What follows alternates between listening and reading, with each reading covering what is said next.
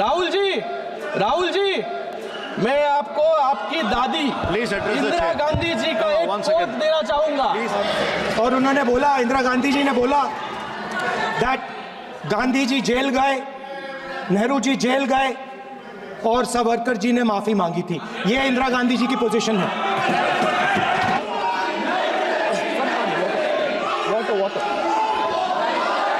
मैं अभी राहुल जी को सुन रहा था, मुझे लगता है कि संविधान को छोड़कर सभी बातों पर उन्होंने प्रकाश डालने का काम यहां पर किया।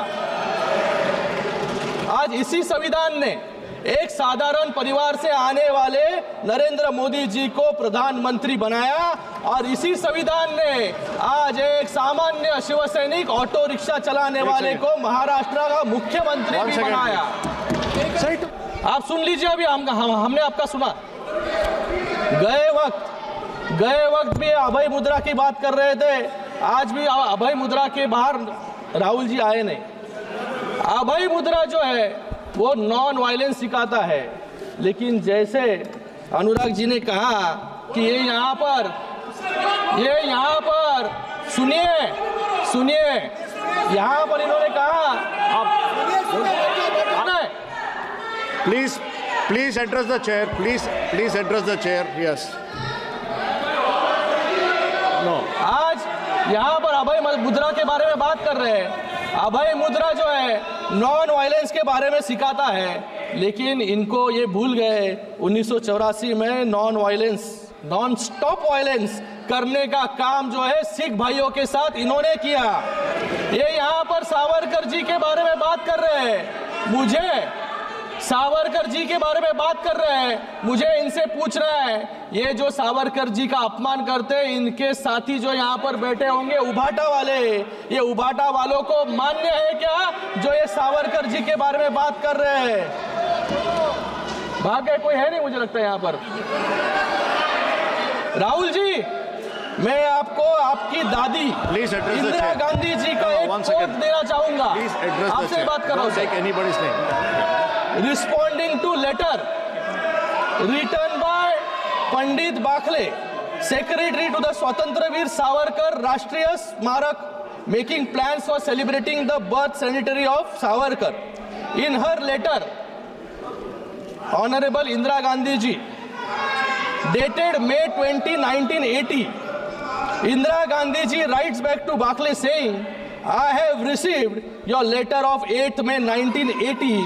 Veer Savarkar's daring defense of British government has its own importance in the annals of our freedom movement. I wish success to the plans to celebrate the birth centenary of the remarkable son of India. मैं आपसे पूछना चाहूंगा, क्या आपकी दादी भी संविधान विरोधी थी क्या? आपको तो आदत है सावरकर जी के बारे में रोज अनाप शनाप उठकर बकना। मुझे लगता है कि सावरकर जी की पूजा, हाँ सावरकर जी की पूजा जो है हम सभी लोग यहाँ पर करते हैं और हमें अभिमान है। आज इसी संविधान ने एक साधारण परिवार से आने वाले नरेंद्र मोदी जी को प्रधानमंत्री बनाया और इसी संविधान ने आज एक सामान्य शिवसैनिक ऑटो रिक्शा चलाने वाले को महाराष्ट्र का मुख्यमंत्री भी बनाया। So he took my name, sir. He took my name, sir. I'd like to answer the question. Very good. I will give you a chance, sir. इसी संविधान ने सर देखिए ये कौन सा संविधान है? ये कौन सा संविधान है? हाँ, चेयर के पास कैसे आ सकते हैं? हाँ, Sir, he is not yielding. ये चेयर के पास आ गए। After he completes, I am giving you the chance. संविधान की दिवाली देते हैं सर ये। Let him continue. After he completes, I am giving you the chance. Sir, I am not yielding. No, sir. You और इसी संविधान की ताकत ने महाराष्ट्र की लोगों ने हमें इतना बड़ा मैंडेट दिया, जहां पर महाविकास आघाड़ी मिलकर भी लीडर ऑफ ऑपोजिशन जो है बना नहीं पा रही है, दिशा दिखाने का काम कर रहा है। Sir, once again. आपका बात कोई बोल रहा हूँ, सुनो ना सर। जो सिस्टम है, जब मेंबर बोल रहे हैं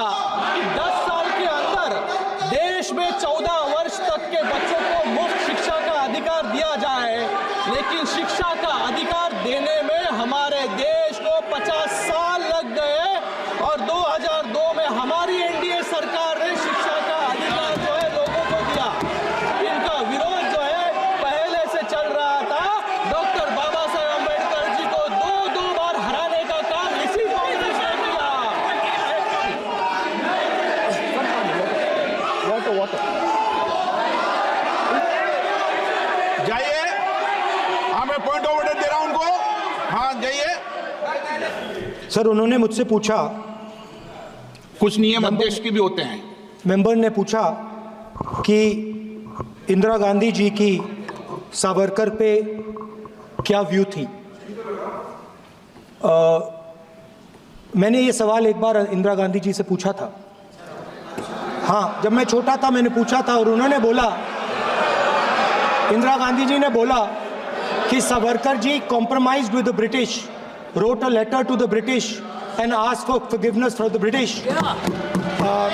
और उन्होंने बोला, इंदिरा गांधी जी ने बोला that गांधी जी जेल गए, नेहरू जी जेल गए और सावरकर जी ने माफी मांगी थी। ये इंदिरा गांधी जी की पोजीशन है।